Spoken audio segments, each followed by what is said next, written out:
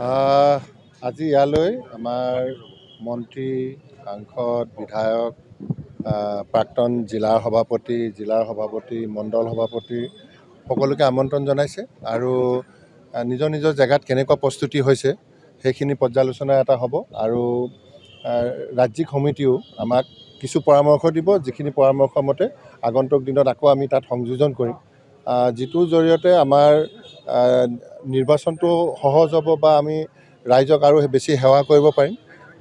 মই ভাবোঁ এই কাৰ্যসূচীটোৱে আমাৰ দলক আৰু বেছি সহায় কৰিব। মিত্ৰতাৰ ক্ষেত্ৰতো আমি স্থানীয়ভাৱে আলাপ আলোচনাখিনি কৰি আছোঁ।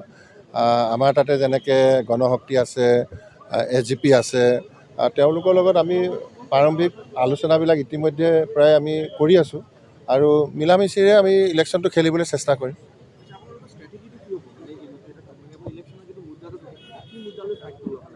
উন্নয়ন এটা হ'ল উন্নয়ন আৰু এইবাৰ আমাৰ কেন্দ্ৰীয় চৰকাৰৰ যিটো নীতি, প্ৰতিখন আঁচনি আমি চেচুৱেশ্যনৰ ফালে নিব লাগে। যেনেকৈ প্ৰধানমন্ত্ৰী আৱাস যোজনা 100% যিখিনি মানুহে পাব লাগে আমি দিব লাগে, PM কিষাণ 100% দিব লাগে। গতিকে এই দিশবিলাকৰ কথাই আমি বেছিকৈ দাঙি ধৰিবলৈ চেষ্টা কৰিম আৰু নতুন যি ধৰণৰ পলিচি ওলাইছে, যেনেকৈ PM কিষাণ আমি যিমান মানুহক দিম সিমান মানুহে আকৌ KCC লোনো পাব। গতিকে আমি এতিয়া PM কিষাণ কোনো নিদিয়াৰ প্ৰশ্নই উঠিব নোৱাৰে। তেওঁলোকৰ কিছুমান কাগজ পত্ৰ লাগিব, সেইখিনি আমি ঠিক কৰি দিব পাৰিলেই তেওঁলোকে PM কিষাণ পাব আৰু তেওঁলোকক আৱশ্যক অনুযায়ী KCC লোনটো পাব। গতিকে এইবাৰ আমাৰ যিখিনি ফ্লেগশ্বিপ স্কিম আছে, সেই ফ্লেগশ্বিপ স্কিমখিনি 100% যে বিজেপিয়ে দিবৰ কাৰণে চেষ্টা কৰিছে আৰু তাৰ কাৰণে যে আমাৰ পঞ্চায়ত এখন যে খুব ইম্পৰ্টেণ্ট এটা যে আন্তঃগাঁথনি ইনষ্টিটিউট হয়, তো এই কথাবিলাক আমি বিশেষকৈ গাঁৱৰ মানুহক বুজাবলৈ চেষ্টা কৰিম।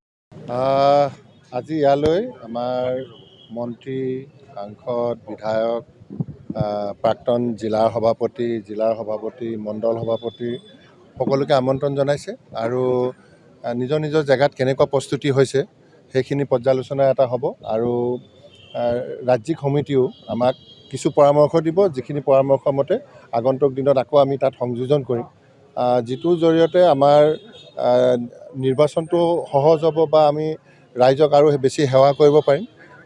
মই ভাবোঁ এই কাৰ্যসূচীটোৱে আমাৰ দলক আৰু বেছি সহায় কৰিব। মিত্ৰতাৰ ক্ষেত্ৰতো আমি স্থানীয়ভাৱে আলাপ আলোচনাখিনি কৰি আছোঁ। আমাৰ তাতে যেনেকৈ গণশক্তি আছে, SGP আছে, তেওঁলোকৰ লগত আমি প্ৰাৰম্ভিক আলোচনাবিলাক ইতিমধ্যে প্ৰায় আমি কৰি আছোঁ আৰু মিলামিচিৰে আমি ইলেকশ্যনটো খেলিবলৈ চেষ্টা কৰিম।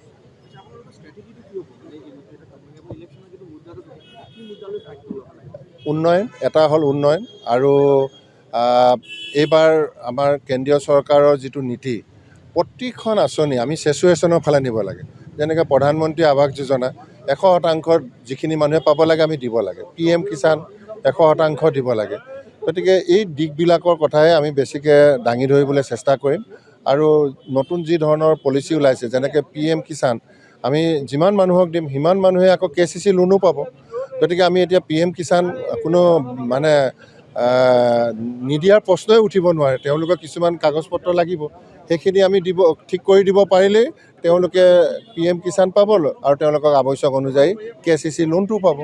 গতিকে এইবাৰ আমাৰ যিখিনি ফ্লেগশ্বিপ স্কিম আছে, সেই ফ্লেগশ্বিপ স্কিমখিনি 100% যে বিজেপিয়ে দিবৰ কাৰণে চেষ্টা কৰিছে আৰু তাৰ কাৰণে যে আমাৰ পঞ্চায়ত এখন যে খুব ইম্পৰ্টেণ্ট এটা যে আন্তঃগাঁথনি ইনষ্টিটিউট হয়, তো এই কথাবিলাক আমি বিশেষকৈ গাঁৱৰ মানুহক বুজাবলৈ চেষ্টা কৰিম। যিকোনো খবৰৰ বাবে যোগাযোগ কৰক 7099017330 লগতে 7099017110 নম্বৰত।